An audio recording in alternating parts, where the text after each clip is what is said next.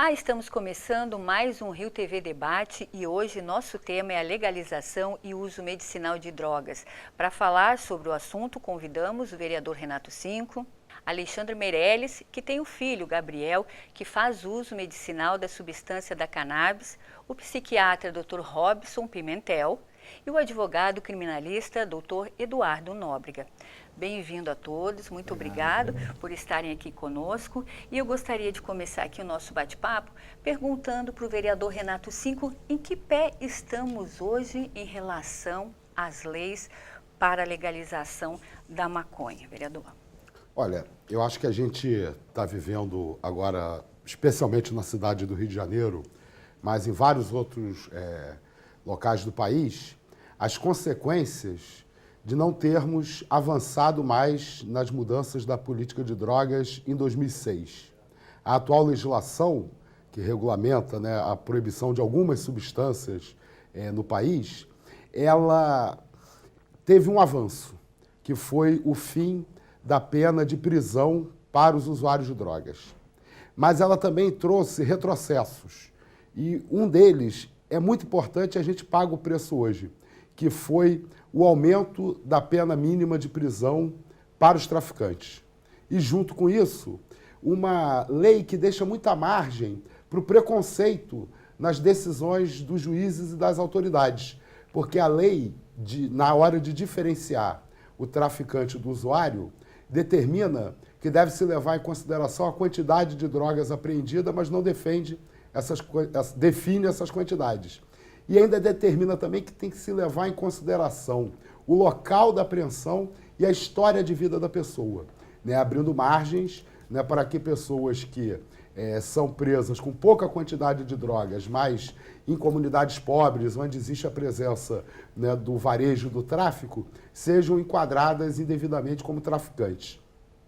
Essa forma de diferenciar o traficante do usuário e o aumento da pena mínima do tráfico é uma das responsáveis pela explosão carcerária que a gente viu acontecer no Brasil de 2006 até hoje. Né? Uma explosão no número de jovens presos acusados por tráfico de drogas. Né? E com um perfil, na grande maioria das vezes, são presos que não tinham antecedentes criminais, réus primários, presos desarmados, portando pequenas quantidades de drogas e sendo matriculados compulsoriamente nas universidades do crime que se tornaram os nossos presídios, né? Fazendo com que haja um círculo vicioso que prejudica toda a sociedade, né? Que é o ingresso, né, desse jovem no sistema pelo crime de tráfico de drogas, nessas condições, né, a brutalização desse jovem dentro dos presídios, né, e depois a reincidência em crimes cada vez mais graves. Né? A gente hoje, eu acho que paga um preço caro por termos perdido a oportunidade em 2006 de avançar mais, né, no sentido de regulamentar o mercado de drogas, né, e evitar que esse mercado, que tem uma movimentação financeira fabulosa, né, continue atraindo cada vez mais jovens, né, para uma vida criminosa.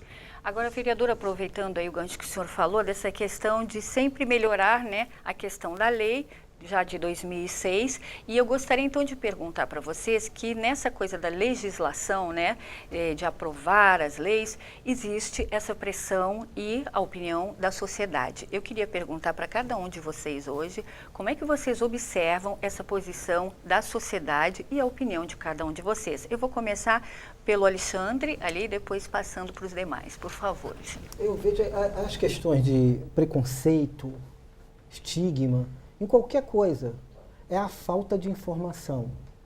O embasamento, questão do que vai se debater, se a sociedade não tem informações, fica difícil. E as informações que teve foi através de interesses políticos na época dos Estados Unidos em a questão da maconha, fica muito difícil. A mídia sabemos que é o quarto poder do mundo. Dependendo do que ela quiser, ela mantém como... Nossas gerações, eu vou fazer 50 anos, não tenho problema nenhum de falar isso, sempre a gente foi tratado que a maconha é o demônio, a maconha é isso. E hoje a gente Com a ciência, trazendo a ciência, a gente vê que não é nada disso. Mas só que a grande massa que você fala, em questão da sociedade, não tem a mínima informação de nada, embasamento de nada. Só o embasamento como a gente foi tratado em relação ao que era a maconha. A maconha já está no Brasil desde os descobrimentos. Ela veio nas caravelas, ela veio na chegada. E não sei porquê, o que acontece? Quando você discrimina desde lá, é a mesma coisa, todas questões de discriminação. Se você não tem informação, ela é banida, ela é travada de acordo com os interesses financeiros de algum grupo. E se não tem informação, você fica na mão. Com certeza. Doutor Eduardo. Sim, eu gostaria de começar a distinguir o que seria legalização, descriminalização e despenalização.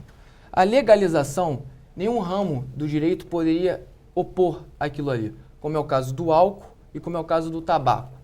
Ela seria regulamentada. Por exemplo, no caso do tabaco, algumas pessoas não podem fumar em lugares fechados. Seria o caso, por exemplo, da maconha. A descriminalização, o fato continua proibido, entretanto, ele não é punido no âmbito criminal. Já a despenalização, que é o caso do usuário do artigo 28 da Lei de Drogas, ele é mais brando. Você ainda responde, o fato é típico, ilícito e culpável. Entretanto, é mais brando. Foi um grande avanço em relacionado aos usuários e traficantes. Em relação à sociedade, eu estava vendo algumas pesquisas relacionadas a isso, 70% é desfavorável à maconha e mais de 80% relacionado à cocaína. São desfavoráveis. Só que o que me chamou a atenção que a faixa etária dos jovens de 16 a 24 anos há quase um empate técnico, o que demonstra que esses jovens adolescentes têm um pensamento diferente dos nossos pais e dos nossos avós. Por quê? Por causa do acesso à informação. No meu ponto de vista, eu sou a favor da legalização da maconha. Por quê? A gente não pode dizer que não existe a maconha. A maconha está disponível em qualquer lugar, em qualquer rua, em qualquer escola, qualquer comunidade, ela está presente até mesmo nos presídios. Não tem como eu chegar aqui e falar que não existe porque existe. Isso é fato.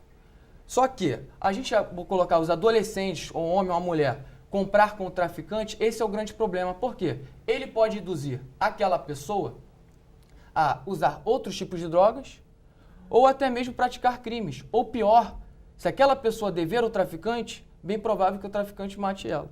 Então, diante disso, eu sou a favor da legalização das drogas. Ok. Dr. Robson, sua posição, por favor. Boa tarde. Pela parte médica, eu me ponho contra, pelo fato de que não causa nenhum impacto positivo o uso da droga, da maconha, né? Ela não tem impacto positivo. No adolescente ou na fase adulta, ela vai causar uma série de alterações comportamentais, alterações cognitivas, principalmente no jovem, dificuldade de aprendizado, dificuldade de concentração, dificuldade de atenção. Vai trazer traz um impacto muito negativo, né? O indivíduo ele muda as características dele quando ele começa a ser usuário, diante dele ser usuário. Atividades que anteriormente eram prazerosas passam a não serem mais prazerosas. Muda a atividade de lazer, muda o convívio social, muda o convívio familiar, cai o rendimento escolar, as alterações comportamentais de agressividade, de delírios e outras alterações são evidentes, são presentes. O risco de vir a desenvolver um episódio psiquiátrico, né, de um transtorno psiquiátrico, como depressão, ansiedade, ser um gatilho, a maconha acontece. Então, nesse mérito, eu não posso me colocar. Na área médica é mais complicado. É mais Mesmo complicado. A gente fazendo essa relação em relação ao álcool e ao tabaco, né? Não. Eu queria acertar. Estudos feitos no Israel, que é um país de ponta hoje, um país que estuda há 50 anos a maconha, isso que você falou de parte cognitiva, comportamental, não é isso não. Tem maconha que deixa a pessoa concentrada, a parte cognitiva fica melhor, Porque o que acontece? Você está fazendo uma coisa, generalizando uma coisa só. E a questão da maconha, ela foi colocada em drogas ilícitas, onde foi colocada com a cocaína e com as drogas pesadas, que não é drogas pesadas. Trazendo a ciência. Entendeu? Mas, para terminar aqui, o que você falou, questão medicinal e médica, não é isso. Não, medicinal é. A medicinal? A medicinal. Não, medicinal que eu te digo, alterações comportamentais, de cognição, de déficit de memória, no Brasil é isso que nós verificamos. Olha só, o meu filho... Não. Por favor. Estou falando do uso, não estou falando do uso medicinal. Do uso Uso recreativo. recreativo. O recreativo, dependendo da planta, não é isso. Mas nós não temos esse controle no Brasil. No Brasil não tem controle de nada, não sabe qual é que é a planta, qual é. Vereador, por favor, sua colocação. Eu costumo fazer muito esse debate com profissionais da saúde e às vezes eu tendo a achar que os profissionais da saúde focam muito a visão deles nas pessoas que desenvolveram problemas pelo uso das substâncias, né? Correto. E existe, eu acho que, muito pouca informação sobre o universo total dos usuários, né? Os usuários, evidentemente, que vão procurar os sistemas de saúde, que vão procurar auxílio, proteção, eles estão tendo, né, efeitos negativos, efeitos indesejáveis, senão Os eles transtornos psiquiátricos. não procurariam, né? Então, eu estou dizendo isso para dizer duas coisas. Primeiro, né, para não negar o risco no uso de drogas. Eu acho que o debate sobre a legalização, ele não passa necessariamente pelo debate a respeito do risco para a saúde.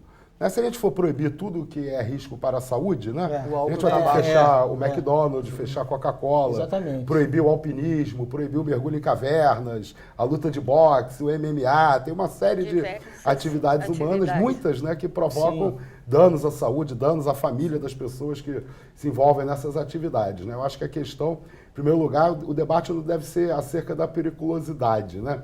Eu acho que a gente não deve negar a periculosidade, os defensores da legalização negar os riscos do abuso de drogas, de qualquer substância. Inclusive, eu tenho muita dificuldade em aceitar termos como a cocaína é mais perigosa do que a maconha, porque eu acho que depende muito do indivíduo, né? Tem pessoas que vão fazer uso da cocaína sem desenvolver distúrbios, tem pessoas que vão desenvolver a partir da maconha, outros a partir do álcool, né? Isso depende muito, eu acho, da história de cada um.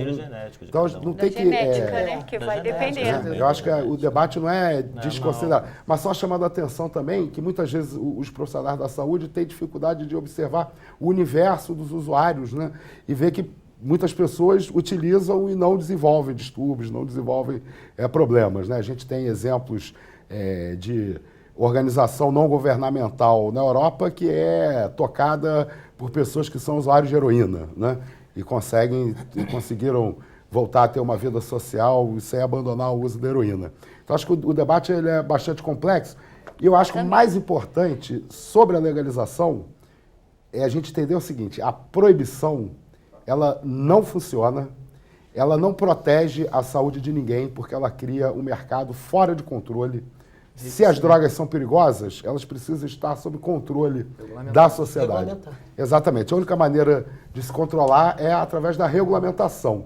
O que a sociedade proíbe, na verdade, ela abre mão de controlar. E, às vezes, isso dá tanto dinheiro, né, que vale mais a pena deixar o mercado descontrolado do que tentar para a segurança pública e não para a saúde pública. Pois é, eu vou pedir o seguinte, nós vamos para o intervalo e já vamos retomar aqui o nosso debate, ok? Até já.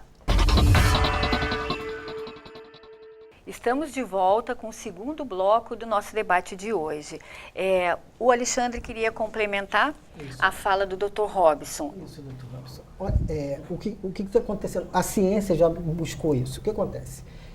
Quando se coloca em relação sempre a questão da maconha, quando a pessoa existe, mas não é a questão da maconha, é o álcool, é o tabaco. Mas o que acontece? Essas pessoas, com a legalização, deveria ter um cerco a mais. Porque qualquer pessoa, a qualquer substância que atinge a ela, tem pessoas que não podem beber muito café, que ela fica excitada, né?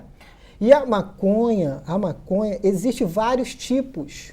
E é por isso que Tipo assim, essa pessoa não pode utilizar. Se ela fica dessa forma, o controle fica melhor. Mas o grande problema é que nós não temos como saber se ela vai utilizar um determinado tipo de droga, um determinado outro tipo de droga e desenvolver um sintoma psicótico.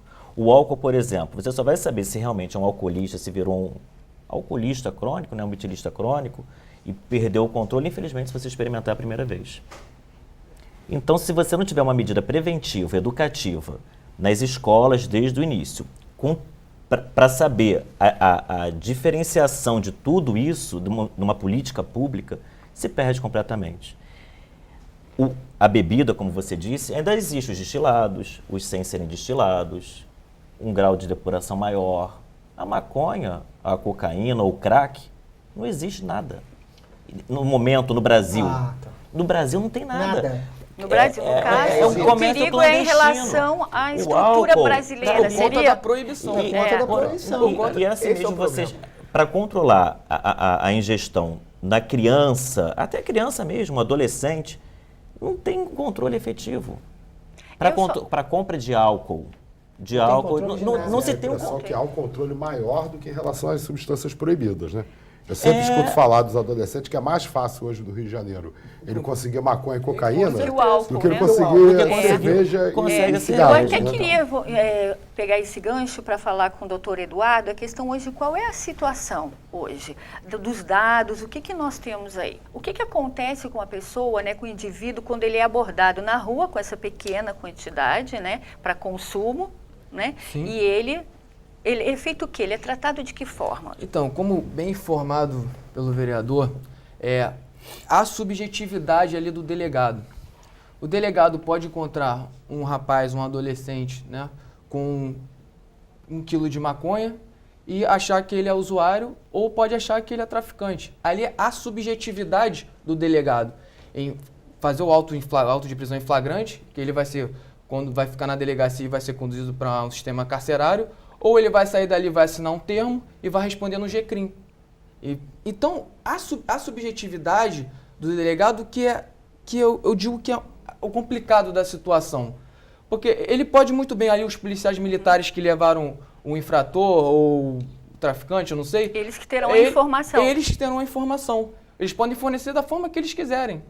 Aí que vem o que pode vir, a corrupção. Então, há um torno disso tudo. Não esquece do exemplo agora do 7º Batalhão em São Gonçalo, Com né, certeza. em que o que se observou ali é que parte do esquema de corrupção daquele batalhão passava por prender usuários como se fossem traficantes para cumprir as cotas de prisão, né, para disfarçar, fingir para a sociedade que estava combatendo o tráfico, quando na verdade os verdadeiros traficantes eram sócios desses policiais. Isso mesmo. E Eles eram pagos para fazer isso. A fragilidade dessa lei se demonstra muito. Isso né? Exatamente. Essa é a E, doutor, fragilidade. inclusive, o senhor tem dados, né? Eu queria que o senhor nos falasse essas estatísticas e o que uma nova legislação poderia reduzir essas estatísticas. Então, o sistema carcerário hoje, a gente é o 4º maior país populoso carcerário do mundo. A gente tem mais de quase 700 mil presos, detentos, sendo que 1/3 é relacionado ao tráfico de drogas. É quase 190 mil presos por conta do tráfico de drogas. Quando essas pessoas são presas, a gente pode ver a todo momento que há guerras de facções dentro das comunidades. No Natal agora apareceu a guerra de mutilações, de guerras por conta do tráfico, não é por conta de homicídio, por conta de latrocínio, é por conta das facções que querem os territórios.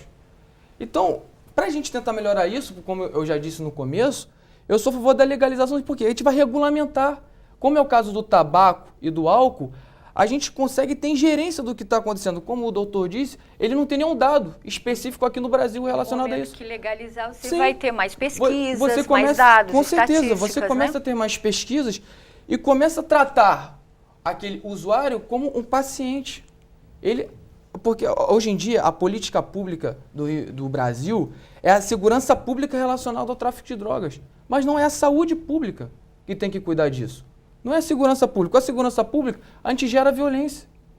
Pessoas morrendo a todo momento, todo dia à noite, um policial militar morto, ou uma pessoa da comunidade morta, por conta desse combate, desse enfrentamento da política de segurança pública com o tráfico de drogas. Vereador Renato Cinco, o que a gente pode fazer nesse sentido para caminhar aí, né, para uma melhora dessa situação? A gente pode traçar um paralelo até de outros países e trazer esses exemplos aqui para o Brasil? O que o senhor acha? Por exemplo, agora há pouco, né, no Uruguai aí já estão vendendo, né, comercializando nas farmácias, né, a maconha. Sim. Como é que o senhor vê isso e como podemos caminhar? Olha, eu acho que a gente precisa ter a coragem, né, de apostar na regulamentação. Isso que é muito importante ficar claro para a sociedade. Nenhum ativista que defende a legalização defende a liberação das drogas. O que nós defendemos é a legalização, que implica em ter, né, a descriminalização do uso, do comércio, mas também a regulamentação desse uso, desse comércio, dessa produção. Os modelos que estão aparecendo pelo mundo são modelos diferentes, né? Em alguns estados dos Estados Unidos, houve a chamada legalização com viés mais liberal, né? Em que o Estado assume um papel de fiscalização e o mercado dá conta, né, de fornecer os produtos, inclusive de escolher que produtos vender, se é bolo, se é baseado, né? E tal. O modelo do Uruguai, ele já é um modelo com uma presença maior do Estado, né? Existe uma autorização para o cultivo para uso individual, né, o chamado autocultivo, como se fala, mas a comercialização ela é feita rigorosamente sob controle do Estado, inclusive com a necessidade dos usuários se cadastrarem, né, para poder. São cadastrados, tem que ser, né, residentes no Uruguai, né? Turistas não turistas podem não podem, né? Não adianta o pessoal, né, querer achar correr que para lá, jogar, como fazem não no vai- caso não da adianta. Holanda, Na Holanda, né, que nós antigamente, estávamos era falando. Residentes. Antigamente era na Holanda assim. era assim, eles restringiram isso. Mais ou menos, em No algumas começo. cidades fronteiriças, né? Isso. Nem toda a Holanda, porque inclusive o turismo holandês, né, que é importante para o PIB da Holanda, seria extremamente prejudicado se impedisse a viagem dos estrangeiros para a Holanda, né? Houve algumas restrições em algumas cidades de fronteira, mas no Uruguai não é possível, né? Houve sim, né? O ministro das Relações Exteriores do Uruguai chegou a divulgar que houve um aumento extraordinário no pedido de residência no Uruguai, né? Muitas pessoas estão realmente planejando se mudar para o Uruguai para poder, né, usar maconha sem ser ameaçado pela lei. Mas o que eu estou querendo chamar a atenção é que são modelos, né, mais estatais ou mais liberais, né, que trazem diferenças. Eu tenho minhas preferências, mas eu quero que o debate avance para qualquer uma das duas direções, né? Eu queria chamar a atenção de uma coisa. Muita gente diz assim, que a gente não pode pensar na legalização do Brasil, porque o Brasil é um país muito diferente da Holanda, muito diferente dos Estados Unidos. Porque aqui nada funciona. Ou mesmo do Uruguai, nada Também. funciona. E eu acho que as diferenças que o Brasil tem em relação à Holanda, ao Uruguai e aos Estados Unidos informam, na verdade, que o Brasil precisa mais da legalização do que esses países, né? Os Estados Unidos é um país que sofre com bastante violência em relação ao tráfico de drogas. O Uruguai e a Holanda não tem baixa violência naquelas sociedades, não só em relação ao tráfico de drogas. Então, os impactos da legalização no Uruguai e na Holanda, eles não são impactos tão significativos como eu acho que seriam aqui no Brasil, por conta, não é, do peso da associação, na minha opinião, entre a proibição e uma sociedade extremamente desigual, né? A proibição no contexto do Brasil é muito pior do que a proibição no contexto europeu ou mesmo no contexto do Uruguai e dos Estados Unidos, né? Por isso que eu acho que o Brasil, a gente precisa imaginar, né, o que vai ser do nosso país se nós ficarmos mais 10, 15 anos repetindo essa política de guerra às drogas. Sem rever A esse gente modelo, precisa né? achar uma saída. Urgente. E eu acho que a saída não é negar de jeito nenhum os malefícios que as drogas podem trazer, ao contrário. Ao mesmo tempo que a gente milita pela legalização, a gente milita também pela consolidação da rede de atenção psicossocial, que é a responsabilidade dos municípios, e aí isso tem a ver com a minha Saúde atuação pública. como Saúde vereador, pública. né? A cidade do Rio de Janeiro podia ter pelo menos 32 CAPs AD, né, para cumprir a proporção de um CAPs AD para cada 200 mil habitantes. Nós temos 8 CAPs AD Inclusive, E com falta doutor, de medicamentos, de pessoal. de pessoal, de tudo. De Falta tudo. absolutamente tudo. A gente precisava de uma campanha menos armas, mais CAPs AD para combater. E, doutor, em relação à malefícios das legislação, drogas. com certeza, ela vindo acompanhada de embasamento dessa área pública, né? Como é que o senhor vê? Vindo com todo o embasamento, com toda uma proposta, com todo um estudo, com todo o impacto, no momento, eu não posso falar de uma coisa que eu não se teve ainda. O que tem aqui é isso, é uma desorganização completa. É uma desorganização completa. Pro consumo recreativo, no caso dele, do filho dele, até que precisa, que utiliza, necessita que ele conversou antes conosco. Nós vamos contar agora a experiência. E assim, até no caso dele, ele tem uma dificuldade com toda a liberação para o uso de uma substância específica. Imagina isso com as pessoas que já são dependentes, que já existem, que são dependentes, que perderam o controle, já estão com todos os transtornos psiquiátricos estabelecidos nela, e uma grande parte de jovens que estão por vir e que vão começar a usar também, e a gente não sabe.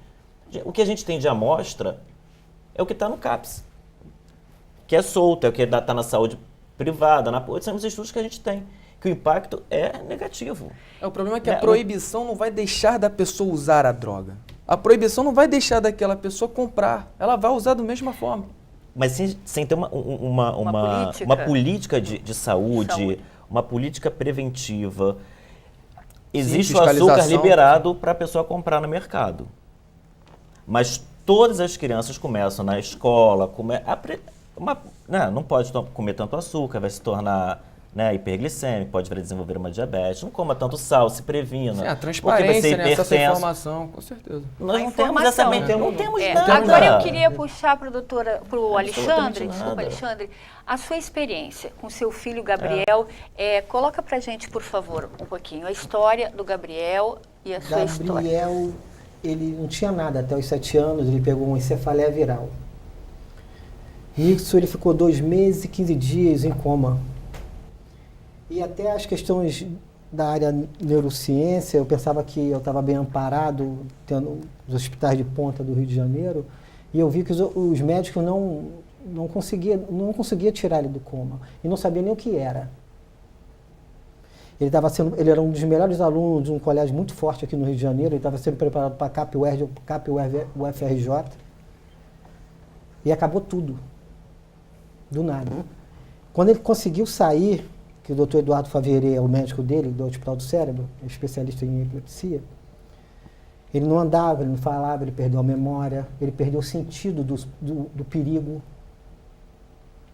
E aí tentei todos os chamado anticonvulsivantes, os medicamentos para controlar a crise convulsiva. Ele tentou todos, nacionais e importados, não fez efeito. Ele fez uma cirurgia, botar o VNS, foi o terceiro do Brasil a colocar. E não fez o efeito. Aí eu comecei a pesquisar nos Estados Unidos o canabidiol, de longe, pesquisando pela internet. Mas sempre, será que isso dá certo? Será que não dá? Aí o doutor Favieré, ele sempre viaja em congresso, não só médico, ele é pesquisador. Aí ele falou, Alexandre, a equipe toda já tentou de tudo, nada fez efeito. E a parte cognitiva foi para o espaço, memória foi para o espaço. Porque as pessoas focam muito na crise convulsiva. E não é só a crise.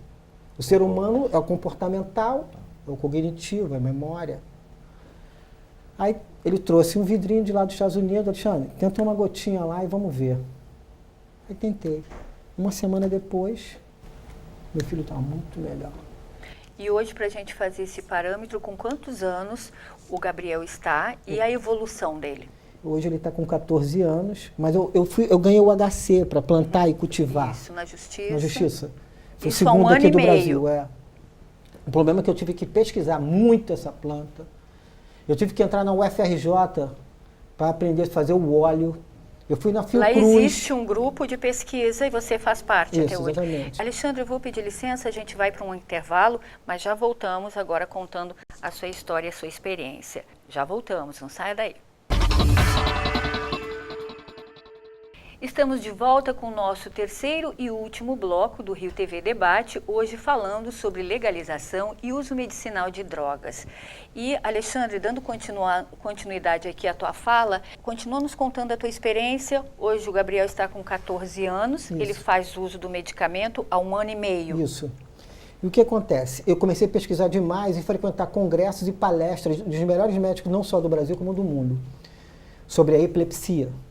Porque eu pensava que eu tinha que saber isso para cuidar do meu filho, né?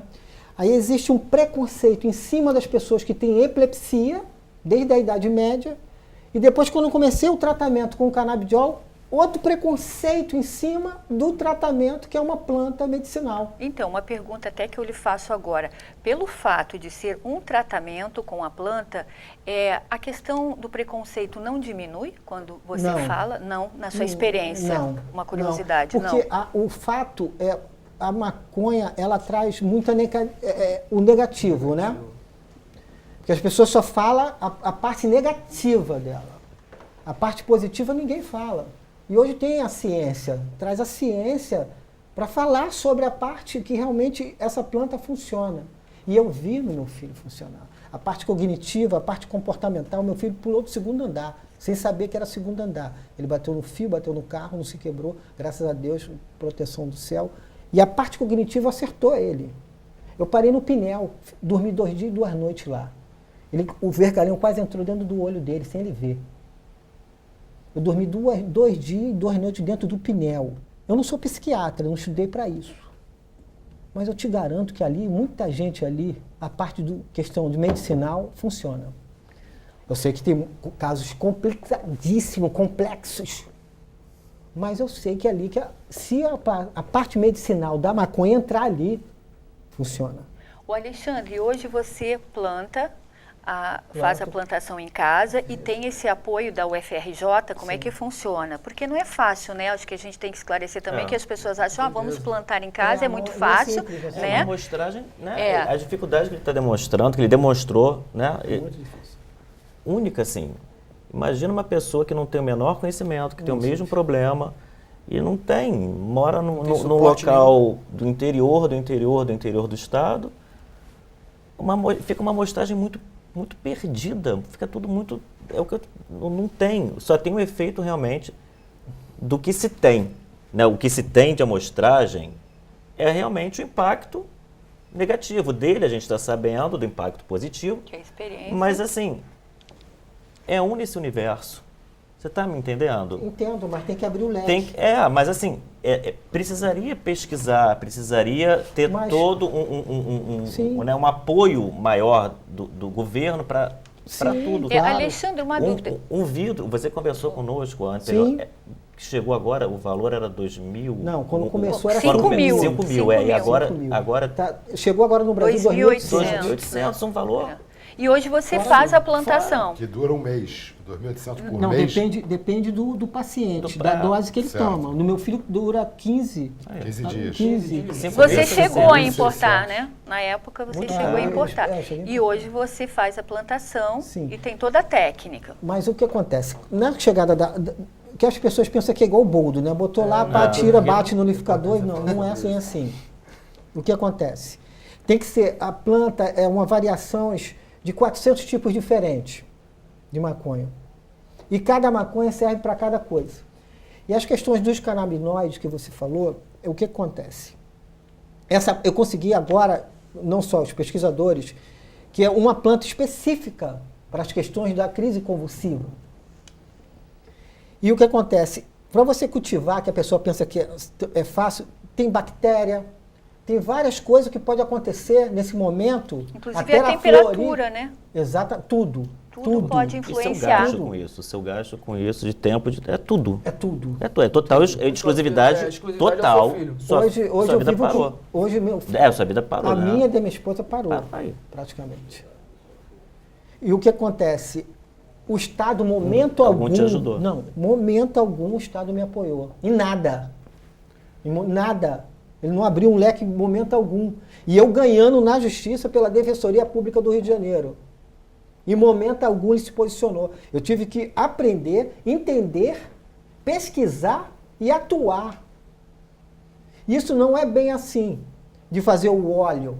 Você fazendo o óleo, você tem que levar no laboratório para saber as propriedades que tem dentro desse óleo, porque tu tem que ter água filtrada, tem que ter várias coisas, uma variante dentro disso, entendeu? Muito grande, porque você tem que ter cuidados, porque ela é medicinal. É uma planta que tem que ter um cuidado muito específico. Aí eu te faço uma pergunta, Alexandre. Num estado onde os medicamentos básicos, um AS, falta. Sim. Falta tratamento simples de um quebrar um braço. Imagina todo... Você tá em torno desse assunto, né? Então, por isso que eu digo, né, vereador, me corrija aí, tem que ter essa política, tem pública, que ter né? esses debates, né? Os debates têm que acontecer cada vez mais com embasamentos, né? Para a gente ter essa qualificação da informação, não é mesmo? Sim. Eu queria, inclusive, sugerir a leitura de um livro muito especial chamado Maconha, Cérebro e Saúde, que é de 2 neurocientistas brasileiros, o Renato Malcher, que é da Universidade de Brasília, e o Siddhartha Ribeiro, que é da Universidade Federal do Rio Grande do Norte. Né, foi publicado pela editora Vera Lente, né, que é de um dos proprietários da editora, é um neurocientista da UFRJ, o Dr. Roberto Lente, que é bastante interessante, né, para tentar discutir um pouco, né, o que a ciência sabe hoje sobre o funcionamento da maconha no nosso organismo, né? Porque tem muita coisa que se sabe há pouco tempo, né? As substâncias que compõem a maconha são conhecidas, se não me engano, a partir dos anos 60. Né? Nos anos 90 foi descoberto que o nosso organismo produz, né, as substâncias similares a que existe na planta, né, através do sistema chamado sistema endocannabinoide. E o sistema endocannabinoide ele tem uma importância muito grande na formação de vários processos no nosso cérebro que tem a ver com os efeitos que ele produz, por exemplo, para epilepsia, para Parkinson, para outras doenças. Esse livro é bem interessante porque ele dá uma atualizada. Eles estudaram mais de 1000 pesquisas feitas sobre a maconha diferentes para poder mapear o que é pesquisa com fundamento científico, o que é pesquisa baseada no preconceito. Então, acho que a gente permitir que a ciência avance nesse aspecto é muito importante, né? Muito importante. E eu só queria fazer um comentário, porque você falou do preconceito contra o uso medicinal. É importante a gente entender a origem do preconceito contra a maconha é racial, né? A maconha, ela chega na Europa e nas Américas a partir, né, dos hábitos trazidos pelos negros escravizados, né? E a maconha, ela, ao longo do processo de colonização das Américas, ela ficou associada à cultura negra, né? E ela é criminalizada, olha só que interessante, como vereador da cidade do Rio de Janeiro, eu não posso propor a legalização da maconha, mas foi a Câmara Municipal do Rio de Janeiro a primeira casa legislativa no mundo a proibir a maconha, né, com as posturas municipais de 1830. Né, foi o primeiro lugar no mundo. Às vezes acham que a gente importou dos Estados Unidos a proibição da maconha, a gente proibiu 100 anos antes, mais de 100 anos antes, a cidade do Rio de Janeiro, mais de 100 anos antes dos Estados Unidos. E o próprio texto da lei já deixa claro o seu caráter racista, porque essa postura municipal dizia o seguinte: é proibido aos escravos e outras pessoas o pito do pango. Né? O objetivo era a criminalização da cultura negra. No início do século XX, no Rio de Janeiro, chegou a funcionar uma delegacia de polícia chamada Inspetoria de Tóxicos e Mistificações. Era o mesmo delegado de polícia, era responsável por prender o sambista, o capoeirista, era o geral, o pai né? de santo, o maconheiro. Toda a cultura negra estava criminalizada no início da nossa república, né? Então esse preconceito ele é tão arraigado, né? Porque, de certa maneira, de toda a criminalização da cultura negra que foi promovida no século XIX, início do século XX no Brasil, a que sobreviveu, né, porque foi legitimado por outros aspectos, o da saúde, por exemplo, né, foi a proibição da maconha. Então ele tem um ranço de racismo muito forte, difícil. E, vereador, em relação à Câmara, existe algum projeto? Como é que estamos tramitando aí? O que tem funcionado em relação a esse assunto? Sim, a Câmara ela não tem a prerrogativa de tratar de legislação penal, não pode regulamentar, não pode, né? Agora, eu tomei 2 iniciativas que eu acho relevantes para o debate. Uma foi a criação de uma comissão especial para propor política de assistência às vítimas da guerra às drogas. É uma comissão que não tem como objetivo avaliar se deve legalizar, se não deve legalizar, nada disso. Mas pensar políticas públicas que devem ser desenvolvidas no município para atender as vítimas dessa guerra. Por exemplo, as crianças que ficam sem escola, né? Os familiares de moradores, de policiais, de traficantes que perdem a vida por conta dessa guerra. O que o município oferece hoje, né, em relação à proteção da vítima à guerra às drogas? A nossa comissão está começando a trabalhar, a gente ainda está numa fase de entrevistar, né, atores, vítimas da guerra às drogas, para a gente tentar identificar qual é esse perfil, né, da vítima da guerra às drogas na nossa cidade, para podermos propor políticas públicas. E uma outra iniciativa importante é o projeto de lei para criar a política municipal de redução de danos, né? Porque hoje a política que a rede de saúde mental do município atua, ela é toda determinada por portarias do Ministério da Saúde que vão na direção da reforma psiquiátrica.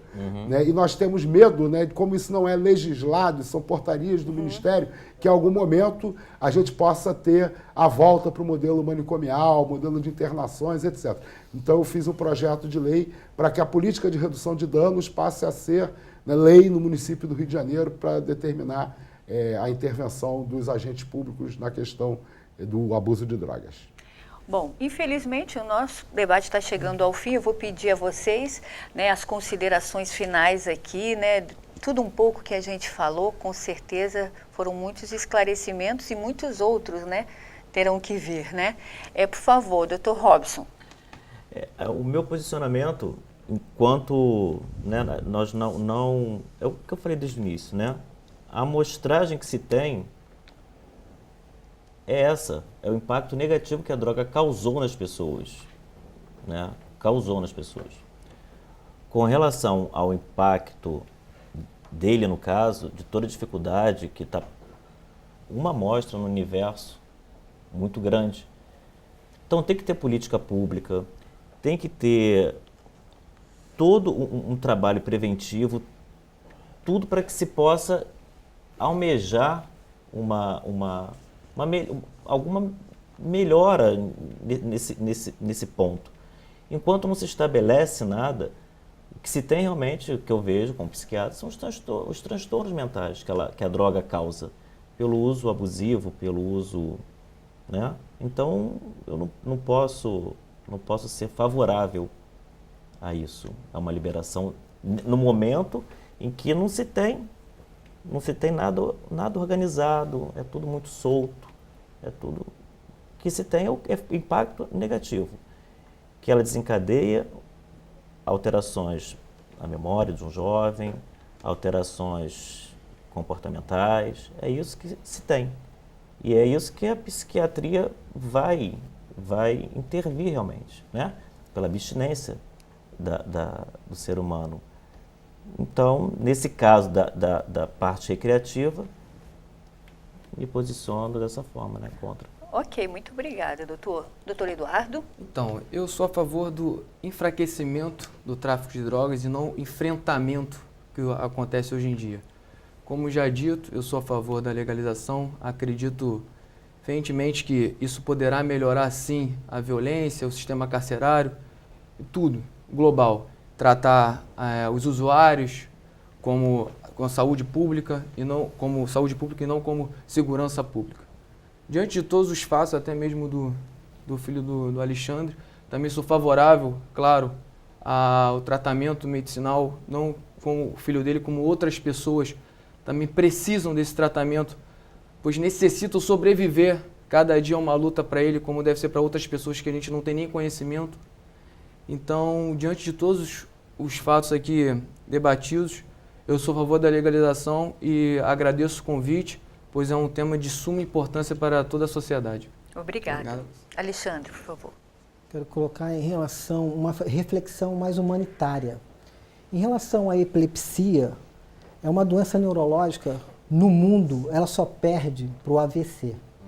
No Brasil, temos 3.800.000 pessoas com epilepsia. E até hoje o Ministério da Saúde nem se colocou, nunca se posicionou. Então, temos que entender melhor a questão não só do meu filho. Existem outras crianças que já estão utilizando, que fazem o uso. O Hospital do Cérebro pode te dar os dados, a questão do Dr. Eduardo Faveret, que é um especialista em epilepsia, e ele tem esses dados. E no Brasil, a Unicamp já pesquisando isso, tem uma UFRJ, tem uma Fiocruz. Temos que olhar uma visão humanitária.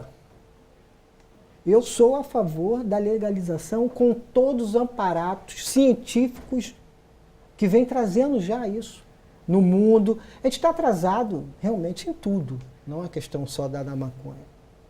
A gente está atrasado em tudo, mas é uma questão de humanização. De você trazer não só a epilepsia, o autismo, que ela serve também, já provado já. Vamos fazer uma legislação que encaixe a questão da ciência, né? Os dados que ele falou, a questão da criminalização, se realmente tirasse a maconha do tráfico, era menos dinheiro para arrecadar para a questão do armamento, porque existe duas coisas aí. A indústria farmacêutica que não quer deixar entrar, que isso é mundialmente, e a questão do armamento, que é pesadíssimo, da compra, que você enfraquecer esses dois. A questão da indústria farmacêutica é difícil, porque ela controla o mundo. Isso não é tão simples. Mas a questão do armamento, você enfraquecer, principalmente no estado do Rio de Janeiro, que é uma guerra com um tiro de fuzil, que os médicos não estão nem preparados. Eu moro numa região que eu não vou falar, que é muito violenta, ia desarmar bastante. Só quem vive isso, quem é da Zona Norte, foi nascido e criado, conhece bem. Essa política pública de drogas que temos até hoje não funciona, está falida. E a questão da parte medicinal, falta ciência. Ok. Vereador, por favor. Olha, eu acho que a mensagem principal é que a proibição não funciona. A proibição cria um mercado fora de controle. A proibição provoca violência. A proibição provoca corrupção. E nós, se nós olharmos direitinho, com uma lupa, a gente, aliás, nem precisa da lupa, basta olhar com boa vontade, que a gente percebe, inclusive, o seguinte, que os nossos organismos de segurança não fazem uma guerra às drogas.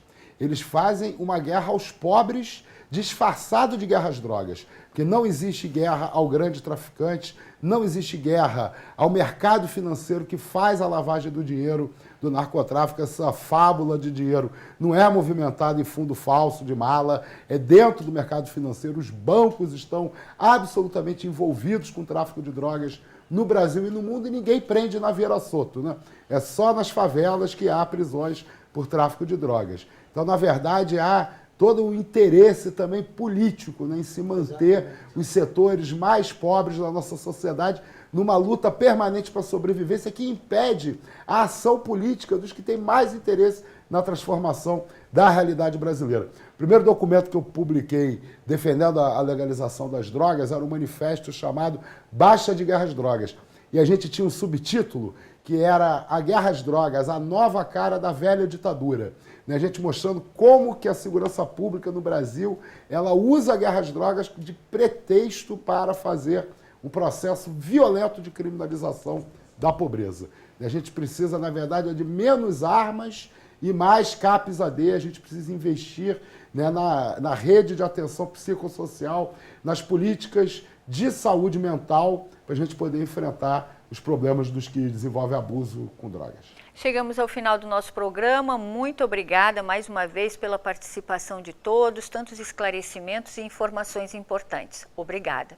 E a você que está nos acompanhando, muito obrigada pela sua atenção. E se você quiser rever ou compartilhar nossos programas, é só acessar o nosso site câmara.rj.gov.br. Nós ficamos por aqui. Até o nosso próximo encontro. Tchau.